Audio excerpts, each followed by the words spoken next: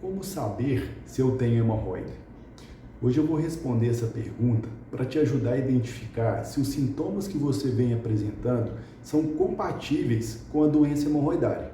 Eu sou o Dr. Maurílio Paiva, coloproctologista, e se é a primeira vez aqui no canal, aproveita para se inscrever. Toda semana tem conteúdo novo sobre as principais doenças do intestino, reto e ânus, e também vídeos com dicas para você cuidar melhor da saúde do seu intestino. Antes de responder essa pergunta, é importante você conhecer a classificação da doença hemorroidária. Não existe um consenso em relação à melhor forma de classificar a doença hemorroidária. Então, basicamente, classificamos as hemorroidas quanto à localização em hemorroidas internas, hemorroidas externas e hemorroidas mistas, que são aquelas que têm tanto um componente externo quanto interno acometidos. E existe uma outra classificação bem tradicional que leva em consideração principalmente sinais e sintomas, e ela se baseia principalmente no prolapso, que é aquela exteriorização das hemorroidas durante a evacuação. Nessa classificação, nós dividimos a doença hemorroidária em 4 estágios. Na hemorroida de primeiro grau, ainda não ocorre um prolapso ou exteriorização das hemorroidas, e o sintoma principal é o sangramento. A maioria das vezes esse sangramento ocorre ou misturado nas fezes, ou pingando no vaso no final da evacuação. Normalmente é um sangue vermelho vivo e na maioria das vezes sem dor associada. Na hemorroida de segundo grau já começa a ocorrer o prolapso ou exteriorização das hemorroidas durante a evacuação. Nesse estágio, a hemorroida ela volta sozinha para dentro no final da evacuação. E nem sempre ocorre o sangramento associado, e na maioria das vezes não causa dor. Na hemorroida de terceiro grau, o prolapso ele já ocorre praticamente em todas as evacuações e ocorre numa intensidade maior.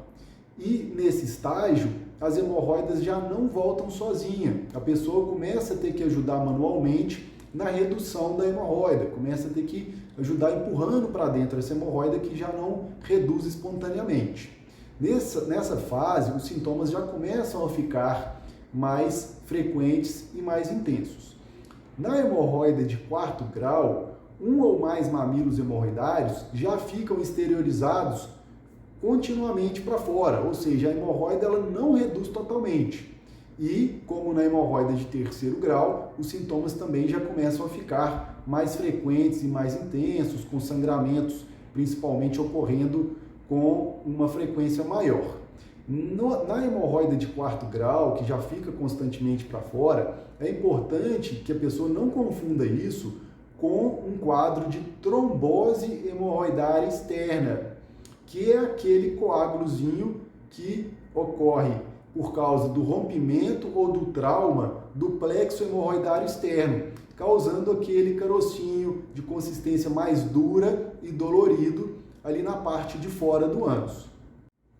Eu já falei em alguns vídeos aqui no canal sobre a trombose hemorroidária externa, as causas, o tratamento.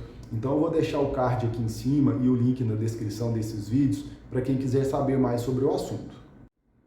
Agora que você já conhece a classificação da doença hemorroidária, já ficou mais fácil você conseguir identificar se você está ou não com doença hemorroidária. Mas é importante dizer que no início a doença hemorroidária pode ser assintomática. Na hemorroida de primeiro grau, como eu falei, as hemorroidas ainda não exteriorizam durante as evacuações e muitas pessoas são assintomáticas nessa fase. E nesse caso, não precisa fazer nenhum tratamento específico. O cuidado que você tem que ter é manter uma regularidade do funcionamento intestinal, evitando o esforço excessivo para evacuar, evitar o ganho de peso excessivo, evitar ficar muito tempo sentado no vaso sanitário, que são situações que contribuem para o agravamento das hemorroidas. Vou deixar no card aqui em cima e na descrição o link de um vídeo que fala sobre as situações que contribuem para o aparecimento e para o agravamento das hemorroidas e como evitar essas situações. Na hemorroida de primeiro grau, quando os sintomas começam a aparecer, o sangramento é o principal deles. Normalmente é um sangramento de cor vermelho viva, que ocorre ou misturado nas fezes ou pingando no vaso no final da evacuação. E na maioria das vezes é indolor. Coceira, ardência leve ou uma sensação de pressão no canal do ânus também são alguns sintomas que podem ocorrer nessa fase e que são mais leves e ocorrem ocasionalmente. A pessoa pode ficar meses ou até anos sem ter sintomas novamente. Na hemorroida de segundo grau, já é mais fácil você identificar que está com a doença hemorroidária, porque já ocorre o prolapso, que é a exteriorização da hemorroida durante a evacuação. Nessa fase, esse prolapso, no início, ele surge em evacuações que precisa fazer esforço excessivo. Então, não são todas as evacuações que ocorre o prolapso.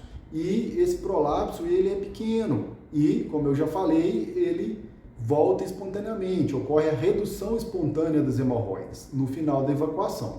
O sangramento nem sempre vem associado e normalmente não ocorre dor durante as evacuações. É importante lembrar que a principal causa de dor no ânus que piora após as evacuações é a fissura anal. Eu vou deixar no card aqui em cima e na descrição o link de um vídeo completo que fala sobre a fissura anal.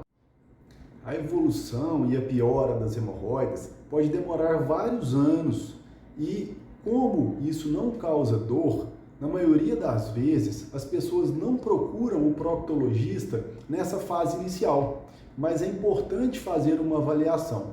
Primeiro, para confirmar o diagnóstico e depois o coloproctologista ele pode te orientar cuidados e tratamentos para poder evitar o agravamento das hemorroidas e, em alguns casos também, indicar tratamentos não cirúrgicos, como a ligadura elástica, a escleroterapia e a fotocoagulação, que são tratamentos intervencionistas não cirúrgicos realizados na maioria das vezes no consultório, que são menos invasivos e menos dolorosos, mas eles são mais efetivos para as hemorroidas grau 1 e grau 2.